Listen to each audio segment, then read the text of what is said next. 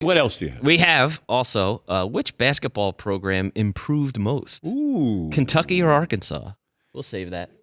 Yes. I like that one. A little spicy. Yeah. John Calipari going to Arkansas. Yeah. That's a fun story. Mark Pope going to Kentucky, coming back home. It's amazing. They sold out Rupp Arena for a press conference. There's no other place in college basketball. I mean, that's like SEC football, but it's SEC basketball. Mark Pope going there, and it felt like Arkansas won and Kentucky won. It was a win-win for both.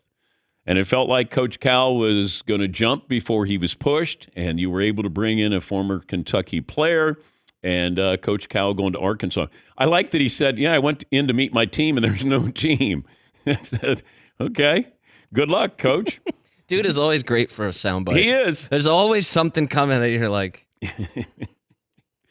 well, that's what he had at Kentucky because they'd all leave and go to the pros. So he's used to that feeling. Yeah, it's the roster turning over every year. Yeah, it's just wild though.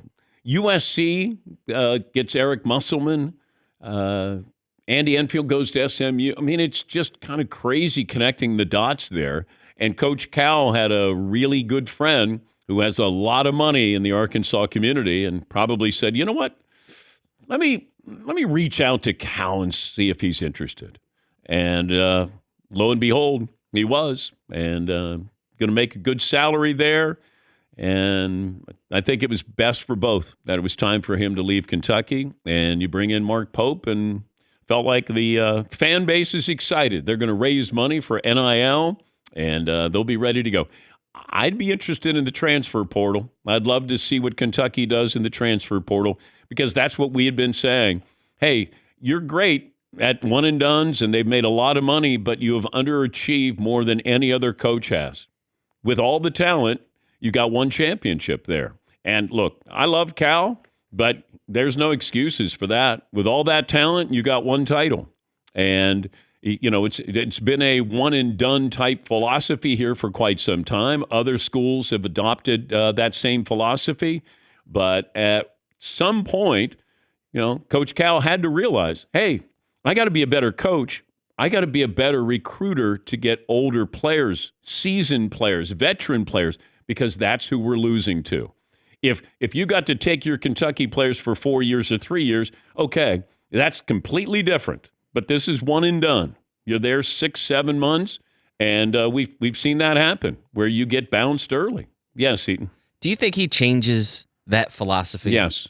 In Arkansas? Yes. Well, I don't know if Arkansas he might have to. Is going to get the same players that Kentucky gets just based on the name. I know it's him, too, as the coach, but I wonder if he has to change. You get one or two one-and-dones and then fill out an actual team around them. Yes. I think that would be the approach that I would have. UConn has showed the model on how to do this. Yeah. But I think that's what I would try to do. There's the blueprint there. Now, not everybody can follow with what UConn did. I mean, Danny Hurley did a wonderful job, but there were some years there where he's, 18 and 14. Then all of a sudden there's some magic here. I don't know how many teams, how many schools will go, that's what we're trying to do. All I know is every tournament, what happens? Somebody who's got like a junior season, senior-laden tournament, they end up winning. They knock people off. It's rare when you have a Fab Five, breezing through the tournament. It's just that kind of pressure. I don't care who you are and where you play and what conference you played in. We've seen that happen. All it takes is somebody who understands what to do, when to do it, how to do it, and, a great coach as well. Every tournament, we have one of those teams, two of those teams, three of those teams where we go, how did they do it? And most of the time, it comes down to what? They had some experience. Yes, Marv. At Arkansas, do you think the fan base will be satisfied with a Final Four appearance, or does it have to be a national title while Cal is there? Well, they've won national titles before, but would I expect that? I would hope for that. I think that's the difference. Kentucky, you expect it. Arkansas, you hope for that.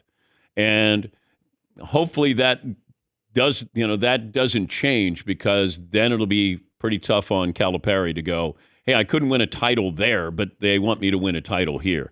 I just think the more he talks about developing players, going to the NBA, Like, as if, if I'm a fan of Kentucky, I'd be turned off by that.